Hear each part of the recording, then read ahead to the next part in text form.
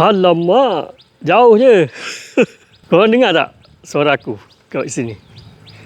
Testing, 1, 2, 3. Testing, 1, 2, 3. Korang penat edit video tapi suara ke laut? Ni ubat dia. Ulanzi Mini Mic A200, rank nombor 1 dunia.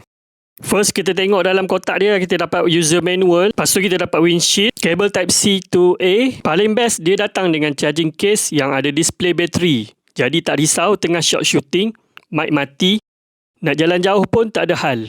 Signal memang padu. Ini transmitter dan juga receiver. Aku ambil dua color, iaitu warna hitam dan warna putih. So senang kita nak matching dengan baju apa yang kita pakai. Cara nak guna pun senang, hanya just cucuk dan terus guna. Kiranya plug and play lah. Kalau phone korang nak habis bateri, korang boleh cocok melalui receiver yang disediakan, butang Type-C. Saiz dia memang mini, letak dekat collar baju pun tak nampak berat. Mic ni sesuai sangat untuk korang yang nak buat vlog, interview ataupun live TikTok. Kualiti audio auto naik level. Kalau berminat, korang boleh check out link kat bawah sekarang sebelum stok habis. Mini Mic Ulanzi A200.